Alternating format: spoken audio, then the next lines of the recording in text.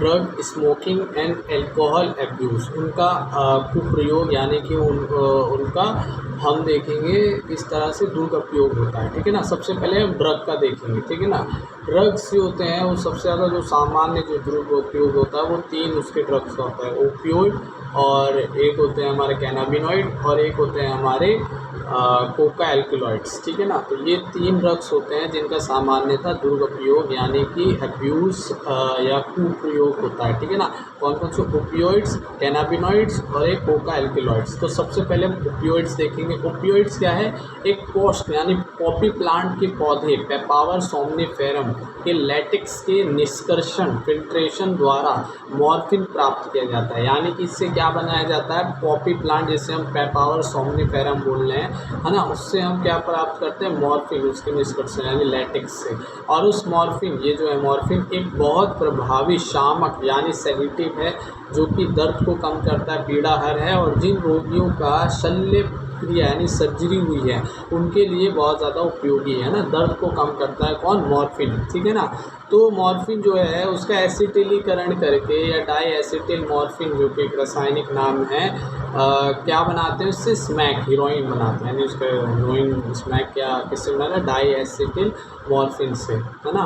तो ये जो है ये क्या है? एक सफ़ेद गंधहीन तीखा रवेदार यौगिक होता है, ठीक है ना। कौन? स्मैक या हीरोइन जिसे हम बोलते हैं। और एक ब्राउन शुगर भी इसका एग्जाम्पल है, जो भी मॉर्फिन से बनाया जाता है। अब यह नाक द्वारा ज़ोर से खींचे जाने यानी स्नॉटिंग या इंजेक्शन से भी लिया जाता है, ठीक है ना, जिससे अपसाधक यानी डिप्रेसेंट होता है, यानी शरीर जो है वो लेजी हो जाता है, यानी शरीर के जो अंग हैं उनकी गति धीमी हो जाती है। और यह कहाँ पर यानी इसकी ग्राही कहाँ होती है? कहाँ अटैक करता है? हमारे CNS यानी सेंट्रल नर्वस सिस्टम, जो हमारी क्या नाम है, जो हमारा नर्वस सिस्टम है ब्रेन का, और हमारा जो मेरुरज्जु है ना, स्पाइनल कॉर्ड, और हमारा तंत्रिका तंत्र, उसको क्या करता है? प्रभावित करता है, यानी CNS को। और जठरांत पथ को, जिसे हम गैस्ट्रो ऐसे कुछ करके उसका नाम था बड़ा सा, जिसे हम गैस्ट्रो इंटेस्टिनल ट्रैक्ट बोलते हैं। क्या बोलते हैं? जिसे हम गैस्ट्रो इंटेस्टिनल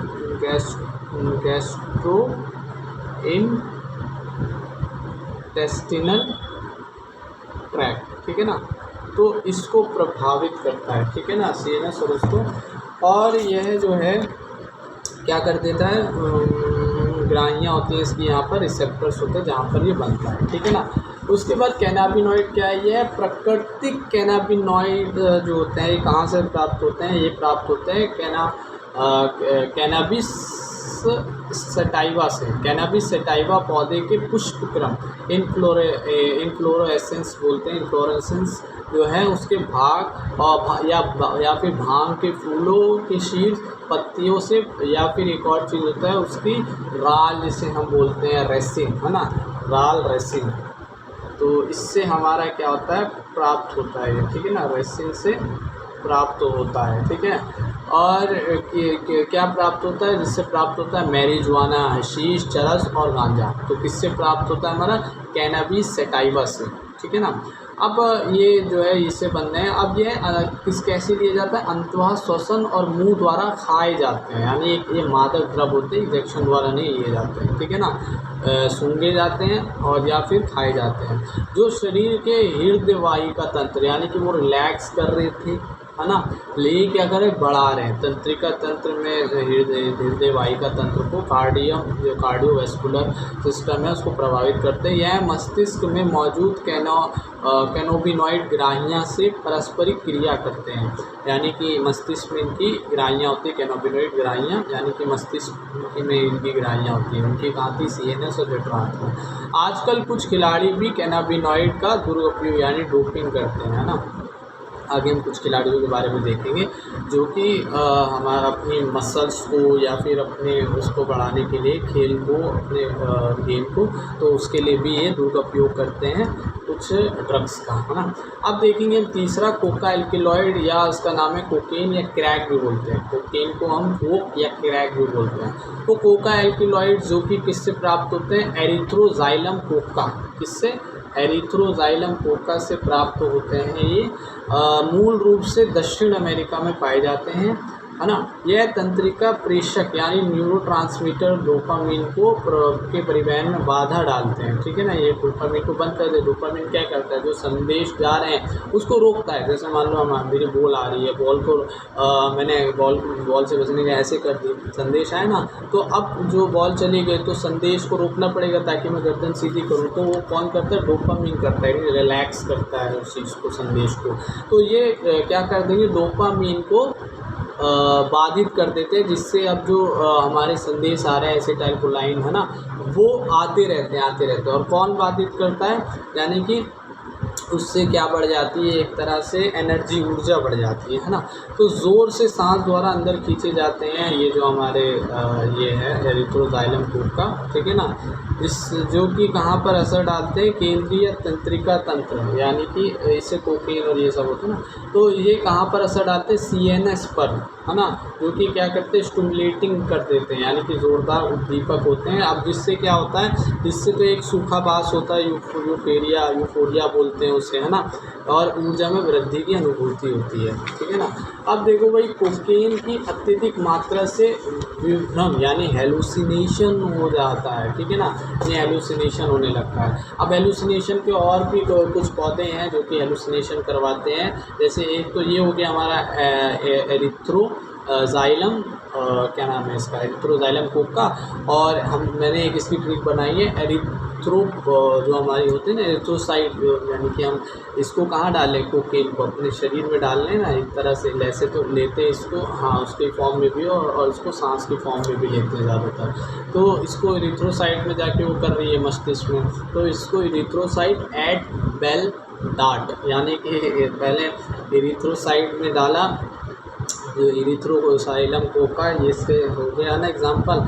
ऐड यानी कि क्या हुआ, फिर बेल बची, है ना, एकदम से झटका लगा बेल कोकेन से, है ना, और फिर क्या पड़ी, डांट पड़ी। तो ऐसे ऐड बेल मतलब है एट्रोफा बेलेडोना, इसका उदाहरण है दूसरे पौधे का, क्या नाम है, एट्रोफा बेलेडोना। तो एट्रोपा है, एट्रोपा बेलेडोना और दतूरा, इसका क्या है, तीसरा उदाहरण है। तो ये भी हेलुसिनेशन करवाते हैं। अब कुछ अन्य ड्रग हैं जैसे कि बार्बिचुरेटस, इसकी भी मैंने वो बनाई है, एम्फेटामिन और बेंजोडाइज़ेपिन। तो बार्बी से बार्बिचुरेटस, एन और बेंजीडाइज़ेपिन, है ना, बेंजोडाइज़ेपिन्स, है ना, और एन से मैंने जो हमारा है एम्फेटामिन, है ना, एम्फेटामिन हो गया ना, बार्बी एंड और बेन, इससे मैंने बनाया, ठीक है ना, बार्बिचुरेटस, एम्फेटामिन्स एंड बेंजोडाइज़ेपिन्स, ठीक है ना। जैसे ड्रग जो अवसाद यानी डिप्रेशन और अनिद्रा, जिनको इंसोम्निया होता है, जैसे मानसिक व्याधि से ग्रस्त रोगियों की सहायता के लिए सामान्यतः औषधियों के रूप में काम में लिए जाते हैं। इनका भी कुप्रयोग होता है, जिससे शारीरिक, कार्य की अथवा मनोवैज्ञानिक क्षति हो सकती है, ठीक है ना। अब एक और चीज़ है यहाँ पर जो लिखी हुई है, जैसे कि देखो भाई, लो बैटरी, ठीक है बस। और इसके बाद हम देखेंगे स्मोकिंग, तंबाकू। तो स्मोकिंग मतलब तंबाकू होता है ना उसमें, तो तंबाकू का प्रयोग मानव 400 वर्षों से भी अधिक समय से करता आ रहा है। तंबाकू पिया जाता है, चबाया जाता है या सूंघा जाता है। तंबाकू में कई रासायनिक पदार्थ होते हैं, जिनमें से एल्केलाइड निकोटीन होता है, ठीक है। निकोटीन क्या करता है, अधिवृक्क ग्रंथि जो होती है हमारी एड्रेनल ग्लैंड को उद्दीपित करता है, जिससे एड्रेनलिन और नॉन एड्रेनलिन रक्त परिसंचरण में शामिल हो जाते हैं, यानी छोड़ दिए जाते हैं। यह दो जो हमारे एड्रेनलिन, नॉन एड्रेनलिन, ये क्या करते हैं, रक्तचाप और हार्ट बीट को बढ़ा देते हैं, यानी हार्ट बीट बढ़ गई। अब जिससे क्या होगा, एनर्जी मिलेगी, निकोटीन है। लेकिन साथ साथ धूम्रपान से हमारे शरीर में कार्बन मोनोऑक्साइड भी आ जाता है, जिसकी मात्रा कार्बन डाइऑक्साइड से और ऑक्सीजन से बढ़ जाती है, जो कि हम किससे जुड़ जाएगा, ऑक्सीजन से जुड़ जाएगा, हमारा हीमोग्लोबिन से जुड़ जाएगा, जिससे ऑक्सीजन की मात्रा हमारे शरीर में कम हो जाएगी, जिससे तमाम तरह की बीमारियां हमारे शरीर में आ जाएगी। तो धूम्रपान से रक्त में कार्बन मोनोऑक्साइड की मात्रा बढ़ जाती है और कोशिकाओं आबद ऑक्सीजन की सांद्रता घट जाती है, जिससे शरीर में ऑक्सीजन की कमी हो जाती है। अर्थात धूम्रपान से देखो कितनी सारी बीमारी होती है, फुफ्फुस, मूत्राशय और गले के कैंसर, श्वसनी शोथ, वात स्फीति, है ना, एम्फाइसीमा जो कि हम पढ़ते हैं श्वसन उसमें चैप्टर में, है ना। और वात क्या होता है जिसमें कुपिकाएँ हो जाती है, ग्रसित हो जाती है, किससे होता है? धूम्रपान से। हृदय रोग, जठर व्रण, है ना, गैस्ट्रिक अल्सर से संबंध है ना। और तंबाकू चबाने से मुखकूटर के कैंसर के खतरे को बढ़ा देता है। अब हम कुछ चीज़ें अल्कोहल के बारे में देखेंगे डायरेक्ट एनसीईआरटी से, ठीक है ना। तो देखो भाई, किशोर अवस्था और ड्रग अल्कोहल के प्रयोग में सिर्फ किशोर अवस्था में बताया जा रहा है कि अच्छा वातावरण होना चाहिए, जिससे ये बच्चे कूल बनने के चक्कर में ड्रग वगैरह के उसमें ना पड़े और अच्छे समाज में रहें, तो वो अच्छी चीज़ें सीखेंगे, एजुकेट करें यानी। और देखो निर्भरता की हमें परिभाषा याद है। व्यसन तो आदत लग जाना, लत, एडिक्शन। और निर्भरता क्या होता है? डिपेंडेंसी। निर्भरता शरीर की वृत्ति है जो ड्रग अल्कोहल की नियमित मात्रा अचानक बंद कर दिए जाने से अभिलाक्षणिक और अप्रिय क्या होता है? एक सिंड्रोम यानी विनिवर्तन संलक्षण दिखाता है।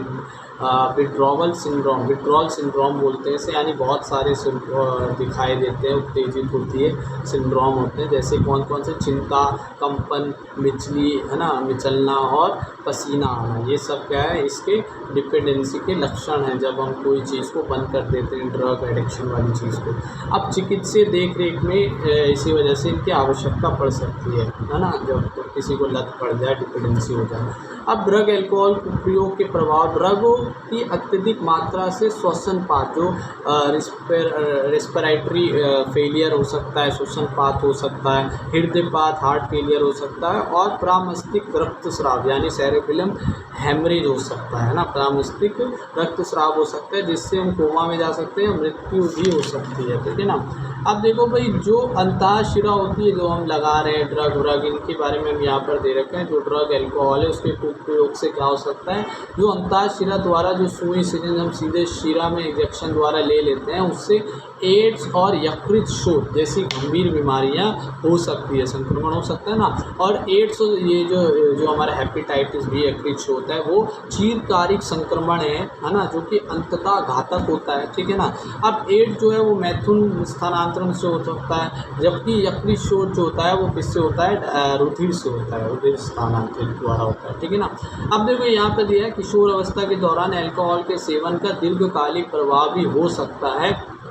इससे प्रौढ़ अवस्था, एडल्टहुड में क्या होता है? बहुत अधिक पीने की लत लग जाती है। जब हम धीरे धीरे इसको अल्कोहलिक को किशोर अवस्था में पीने लगते हैं, तो जब हम बड़े होते हैं तो इसकी लत लग जाती है। और ड्रग और अल्कोहल के चीरकारिक उपयोग से क्या होता है? फिर तंत्रिका तंत्र और लीवर की क्या हो जाती है? क्षति हो, जैसे लीवर के सिरोसिस बोलते हैं ना, तो ये हो जाता है।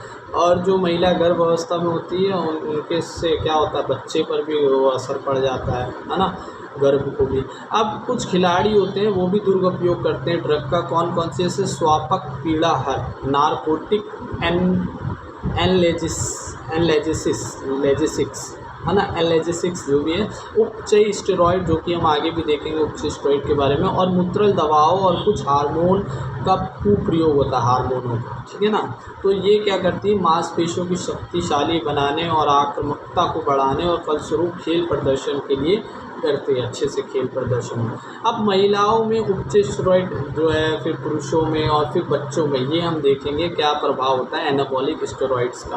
के सेवन से महिलाओं में क्या होता है? कुछ पुस्तवन यानी जो हमारे मेल वाले होते हैं ना, मैस्कुलिनाइजेशन यानी कि मेल वाले लक्षण आने लगते हैं, यानी पुरुष जैसे लक्षण, जैसे बड़ी आक्रामकता, भाव दशा में उतार चढ़ाव, अवसाद, असामान्य आर्तव चक्र उनके होने लगते हैं, मुंह और शरीर में बालों की अत्यधिक वृद्धि होने लगती है, भक्षेप बढ़ जाता है, आवाज़ का गहरा होना, ये सब क्या है? महिलाओं में जब एनाबॉलिक स्टेरॉइड ले लेते हैं उसके कुप्रयोग होता है, यानी उसकी एक तरह से बीमारी कह सकते हैं। अब पुरुषों में क्या होता है? मुहासे, बड़ी आक्रामकता, भाव दशा में उतार चढ़ाव, अवसाद, वृषणों का आकार घटना, शुक्राणु के उत्पादन में कमी, और यकृत और वृक्क की संभावित डिसफंक्शन हो जाता है ना। और स्तन का बढ़ जाना, समय पूर्व गंजापन, प्रोस्टेट ग्रंथि का बढ़ना शामिल है ये सब, ठीक है ना। अब उसके बाद लंबे समय तक ये सब हो तो अब देखो भाई युवा में क्या होता है, जो अडल्ट होते हैं, ठीक है ना, जो बच्चे होते हैं उनमें और लड़कियों में क्या होता है, मुंह और शरीर पे मुहासे होने लगते हैं मुंह पर, और लंबी जो अस्थि होती है, जो जो लंबी जो हमारी बोन मैरो होती है एक तरह से बोल सकते हैं, उसकी जो वृद्धि होती है उसकी रुक जाती है, यानी कि हाइट भी रुक सकती है जब हम एनाबॉलिक स्टेरॉइड लेते हैं। तो इस तरह से भाई इसकी रोकथाम लास्ट में बस हुई और कुछ नहीं। तो ये इससे हमारा चैप्टर खत्म हुआ।